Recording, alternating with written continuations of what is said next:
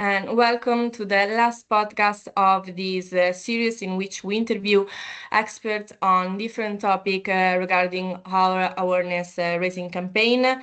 This last awareness raising campaign marks a year long of awareness activities, and this particular campaign talks about the role of young boys and young men in addressing online gender-based violence.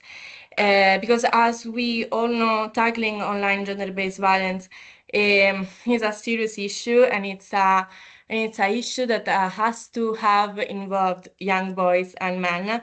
They are so important for this cause, and it's also very important to always remember that they are not only perpetrators, but they are also victims. And on this note, I will leave the floor to our guest, Martina and Francesco from ECPAT. So yes, guys, would you like to introduce yourself and what ECPAT does and what its mission?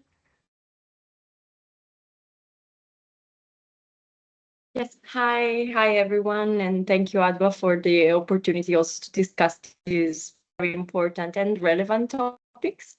I am Martina from ECPAT International, and ECPAT International is the only global network focusing on ending child sexual abuse and exploitation. It is a network. It's composed of 124 members, and the main headquarters is in Bangkok, Thailand. Our area of expertise is research, advocacy, and campaigns. And we collaborate with the members across all the globe to make sure that we drive societal change to end and dismantle child sexual abuse and exploitation at national, regional, and also global level. Of course, we work to unveil and address the forms of child sexual abuse and exploitation, but particularly we focus on three main thematics. So the first one is we want to ensure child protection in travel and tourism, in online spaces, and also we want to understand the manifestation of child sexual abuse affecting specifically boys. And I leave it then to Francesco to explain a bit more of what we are doing in this. Thank you. Thank you, Martina, and thank you, Adwa, for giving us the space. And yes, so at ECPAT, we do have the ECPAT Global Boys Initiative, which is a program that specifically looks at the sexual exploitation and abuse of boys and how it happens, because we know that it's a critical area that it's often overlooked in the child protection sector in general. We also know that boys face very unique challenges because of pressure coming from gender norms, ideas of masculinities, and so on, that really prevent us from being able to work with boys. It's basically all about how the biases that we have on how boys can be victimized, and how we can support service providers, advocates in making sure they understand the different forms of sexual violence against boys, but also that they challenge these biases in policy, legal, and program design. So in that sense, we have several objectives in the Global Boys Initiative. One of them is to provide solutions at the program level. This means that we want to support practitioners, service providers in general, to understand boys' experiences, understand how they might have suffered from sexual abuse and exploitation, understand their reactions, their issues, their journeys, and so to give services that are adapted to them. We felt that many times service providers do not necessarily understand the reactions of boys or the experiences, so we want to increase knowledge in that. Second, in general, we want to increase awareness on how boys suffer from sexual violence, what are the different forms, the different issues. We want to raise awareness with everyone in general. So this podcast is also a great opportunity for us in that sense. And the third objective we have is that we also want to advocate for legal and policy changes to basically be non-gender blind. This means that because we know in many countries, the definition of rape or sexual violence doesn't include boys or include boys at a different age. And that's problematic because then boys cannot access support and access justice. So we really try as ECPAT to also advocate for those changes to make sure basically that all children of all gender identities can have access to support and reparation and justice. Thank you so much, and your work it's amazing, and it's super important. I think it's really one of the key point of all the discourse of everything. So thank you so much again for being here. And speaking of your last point, I believe that it's necessary to start talking about all this issue with talking about traditional gender norms and stereotypes, because there are really the stereotypes that not only discourage boys, like you said, from seeking help and seeking support if they are victims of some sort of abuse, but also reinforces the same stereotypes that bring the young boys and young men to behave in a particular way. So I would like for you to speak more about these traditional gender norms and stereotypes. And so what are these, and what can we do to help boys understand how wrong they are and how they affect them? Yes, I can start responding to that, and then maybe I will leave the second part of the question to Francesco. But basically what we know is that gender norms are learned from a very, very young age. And this is why it's really important and critical to talk with children very early, and to make sure that we dismantle or reshape these gender norms. And especially when we talk with and about boys, they experience gender norms in a way that they feel pressured most of the time to behave in a certain way that is related to what is being a man. And so it recreates and it brings forward certain stereotypes associated with masculinity that are usually encompassing, for example, using and abusing powers over others, not being able to share or express feelings because that would mean being vulnerable and then being fragile instead of being strong, and also not being able to ask for help. And this is affecting boys and the whole society in general.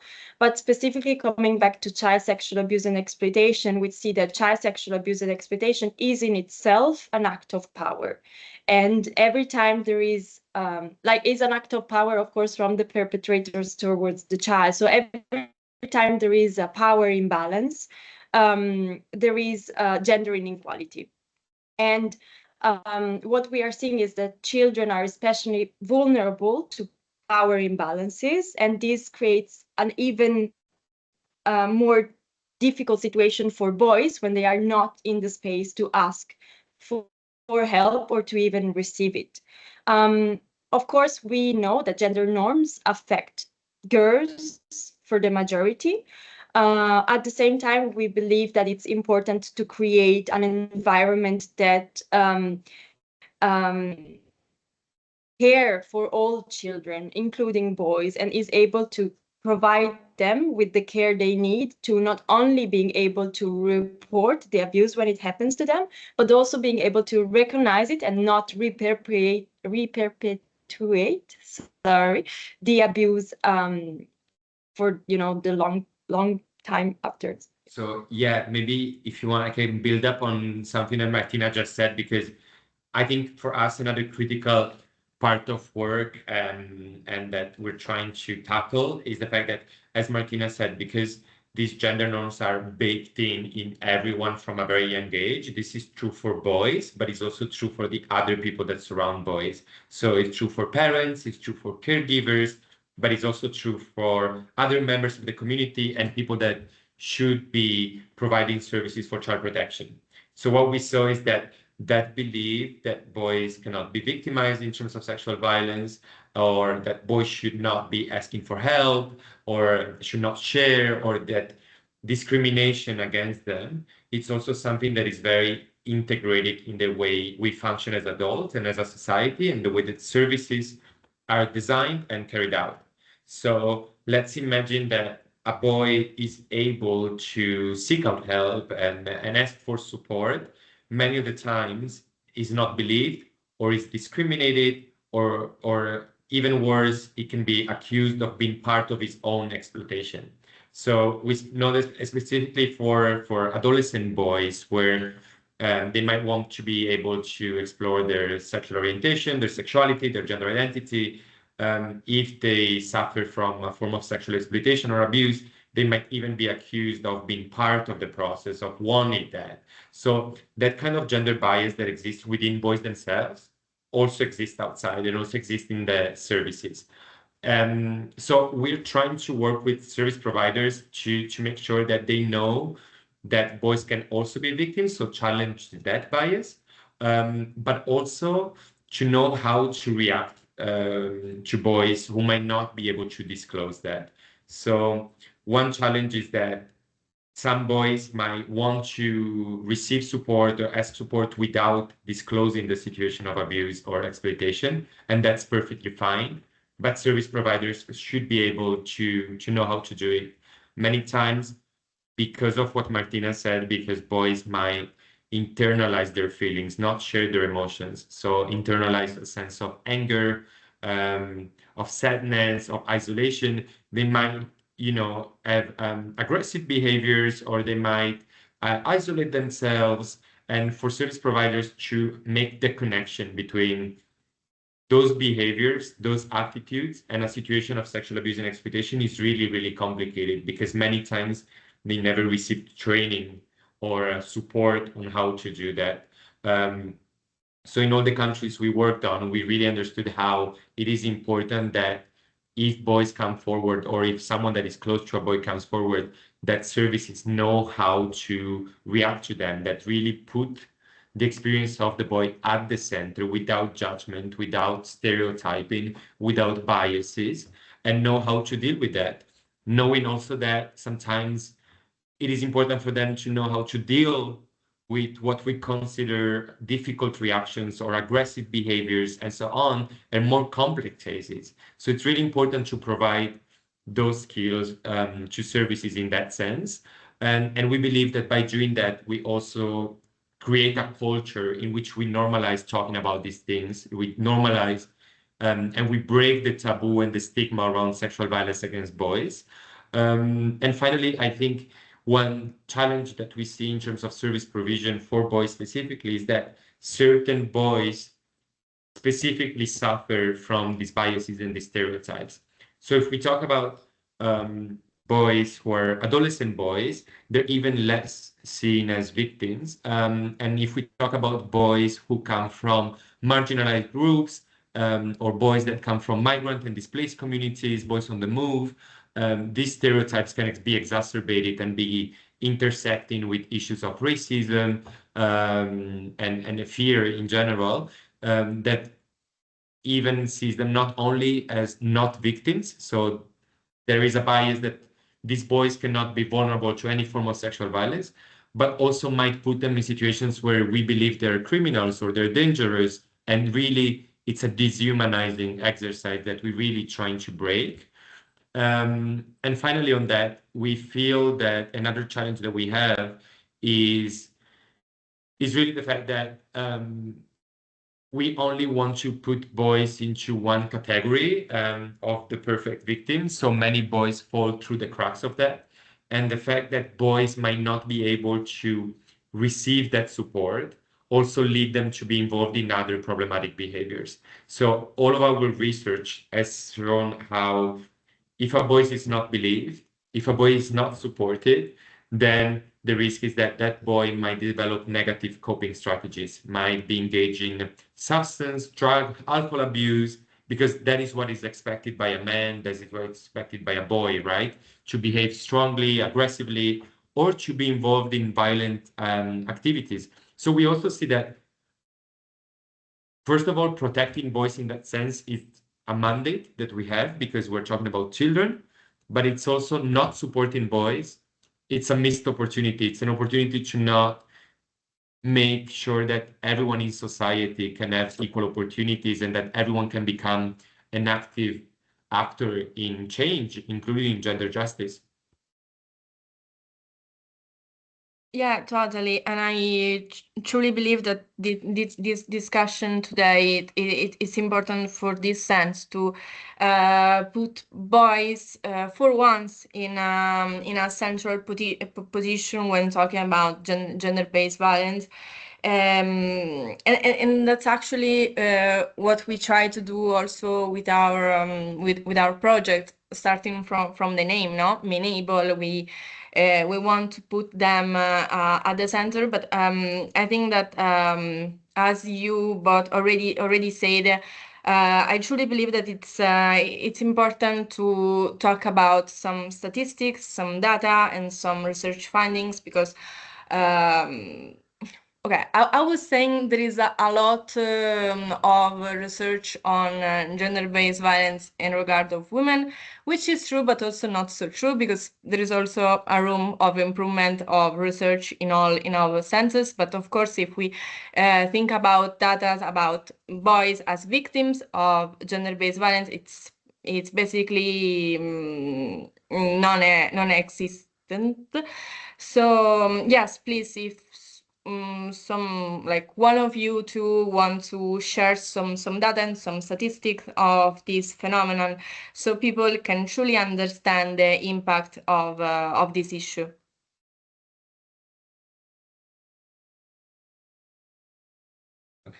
Yeah, just quickly, a couple of points. When we talk about sexual violence against boys, we are careful of talking about sexual violence and not gender-based violence, because we do recognize that there is a difference in that way, and that gender-based violence specifically targets women and girls.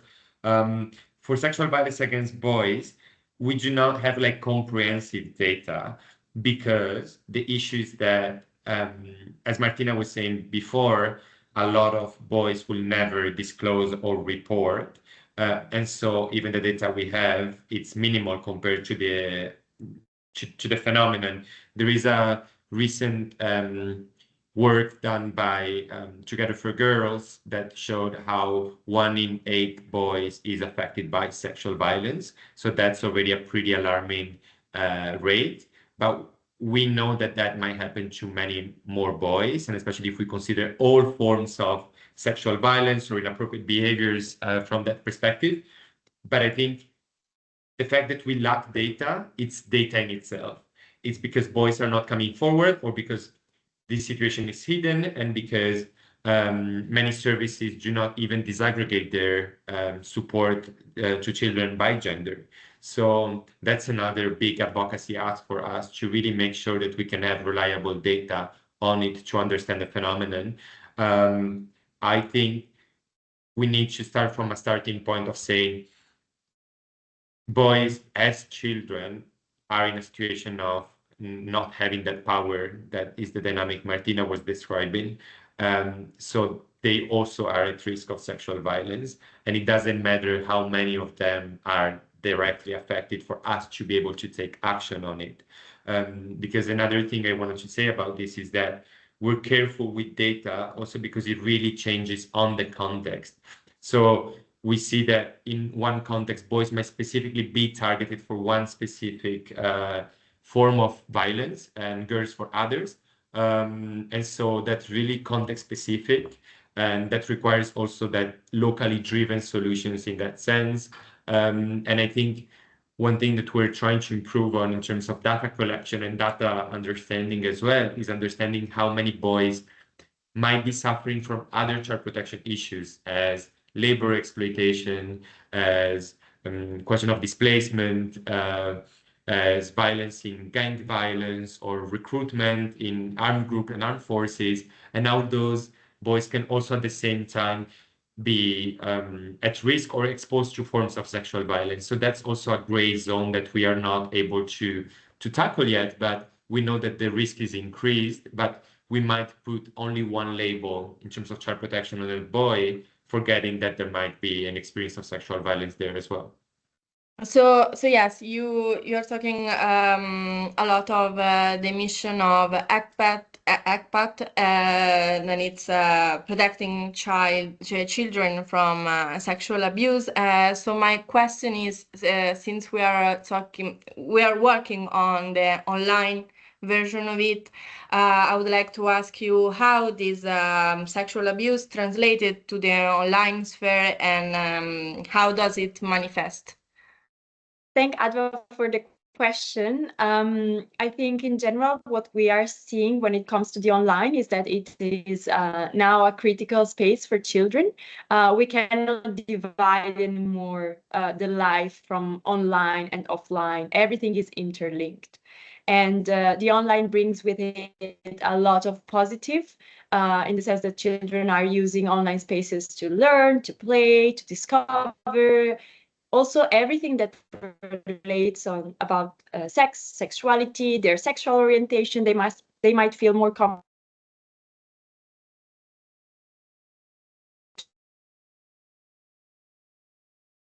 in offline settings online.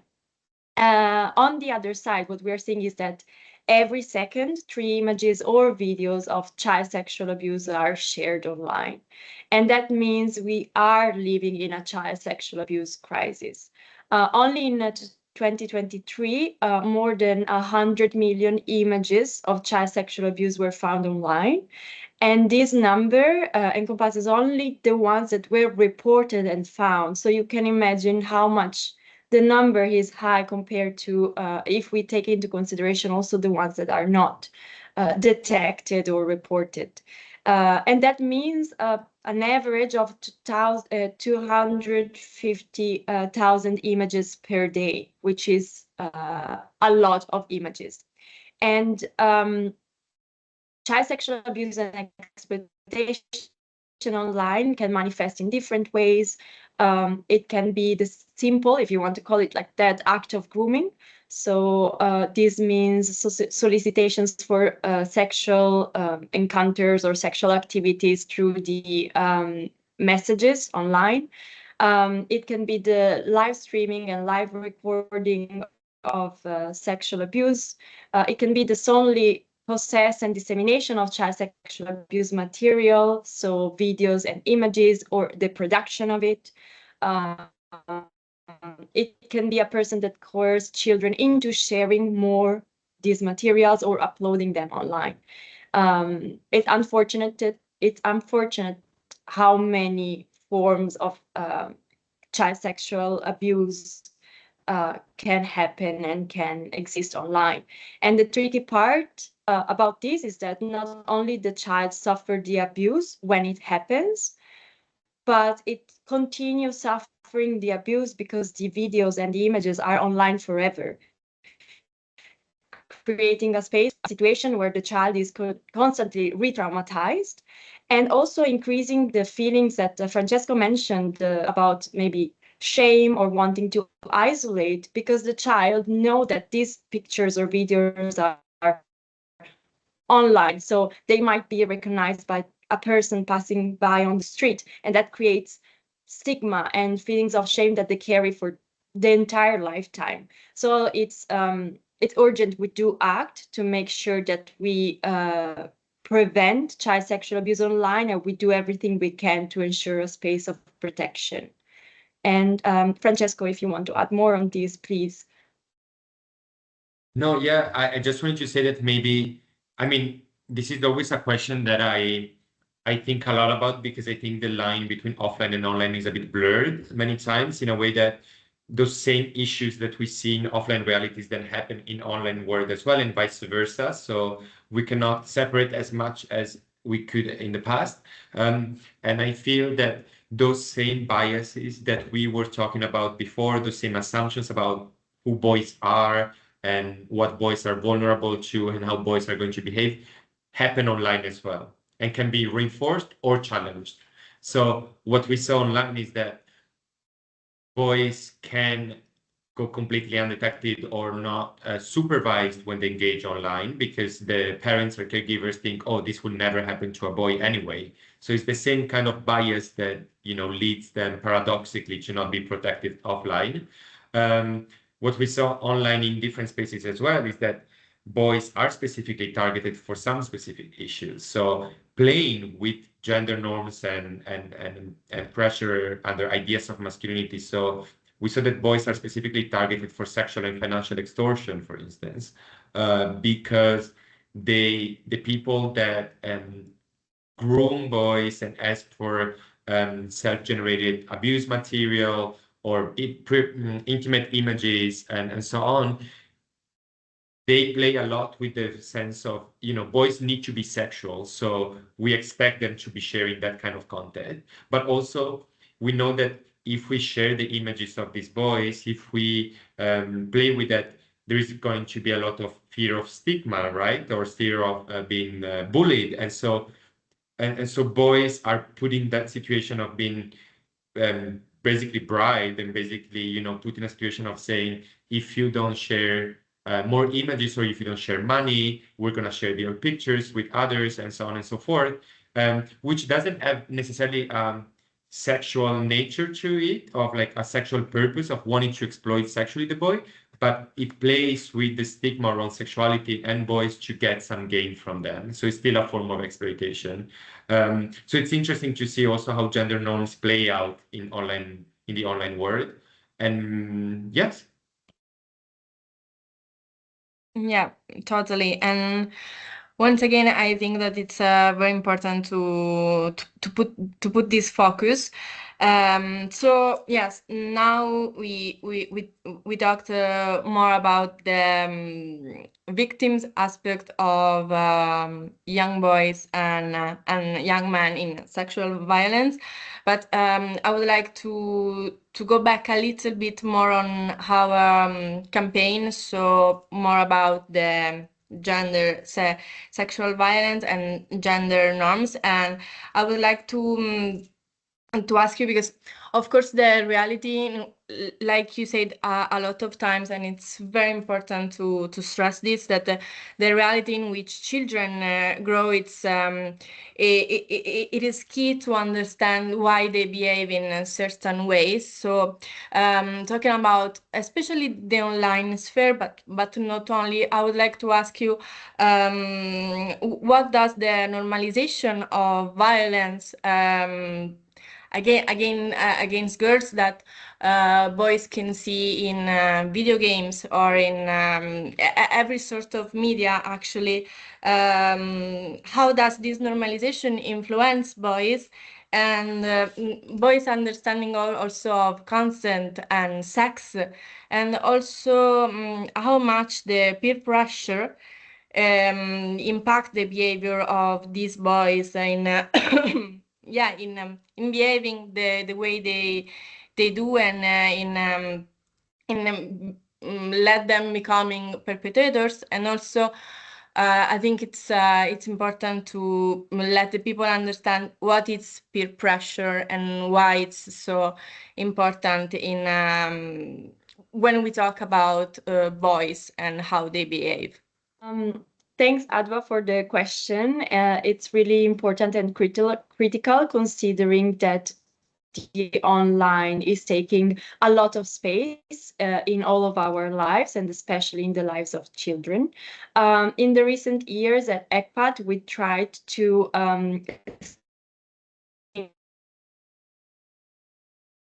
through a lens of dynamics, their norms, and how these are affecting children, but especially boys. And as you just said, we are seeing that in these platforms, so online gaming platforms, but we can also talk about social media or the wider internet, we see more and more the normalization of harmful gender norms. So we see the sexualization of girls and women, and the representation of boys and men according to these masculinity traits that we talked about at the very beginning. So men needs to be strong. They have to use the power to, oppress others, or in any case, create a power imbalance. And what we are seeing and what we would like to do is definitely for online platforms to do more to prevent this to happen, especially because, as Francesco mentioned before, what this creates is a space where then if boys experience child sexual abuse, or imagine there is a person that can be a peer or an older peer or an adult, they are there having fun. This peer, adult or older person reaches out to them and try to ask for sexual abuse material, for example, the boy might not recognize it, might not ask for help, might not know what to do to report. And because of what we talked about before, so these feelings of boys don't ask for help, boys need to be strong, boys need to see sex as only a positive thing. So allow me to say something like boys see sex as something that happens to them. It's something to be proud rather than to ask for help. It's something they ask for. So enter into conversation also of what is consent.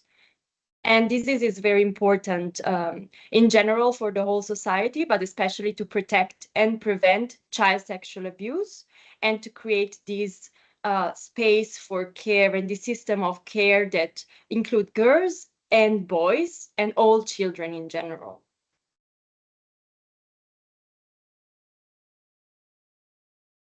Yeah, and I feel that the issue is that as well, and what is changing so fast, and that maybe we need to be more agile and smarter with this, is that boys are being constantly bombarded with those kind of messages all the time online.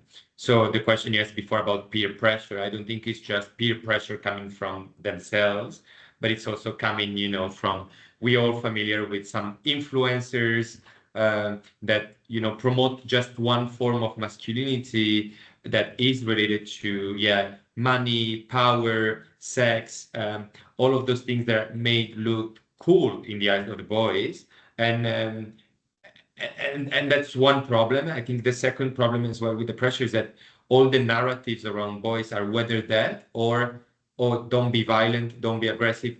There is never also like a more positive model of, a boy can be caring, can share emotions, can take care of other, meaning people that mean something in their lives, women, girls, other children, nature, that sense of care in general, and make it look as something that it's appealing to them. Because I think one tension that we are seeing increasingly, even in the communication and campaigning work we do, is that, we are trying to shed light on all of these issues, and probably as a society in general, we are getting better. But at the same time, the other messages that are coming are also getting stronger and more aggressive and have more outreach and so on. So I really think we should focus on promoting a sense of like alternative of, can you imagine another form of masculinity that, can be caring and positive and not harmful? Yeah. Thank you so much. And we are closing. We are getting to the end. So I know you talked about it a lot, but I think it's important to give you a moment to stress the importance of deconstruct these harmful gender norms that you were just talking about. But I think it's very important to have this moment to talk really about how to deconstruct them. And I also know that you would like to have a moment just for yourself to talk directly to the boys that are hopefully watching this podcast. So before giving you the floor, I just want to thank you once again for your work at ECPAT in general, but especially for being here, for your expertise, for how you explained all these aspects. So I'm very grateful of that, and I truly believe that we did a very nice interview. So thank you so much, and I leave you the floor. Adwa for actually creating this space and giving us the opportunity to discuss these critical topics. And what we suggest is that, of course, there is more dialogue about it. So to create more spaces like this, where we can have this conversation and engage this topic, challenge ourselves, try to learn more. Definitely, it is important to work together with the online service providers, especially when it comes to the online part of the child sexual abuse, and that encompass social media platforms, but online gaming platforms, as we talked about, to make sure that we create an environment of protection and prevention.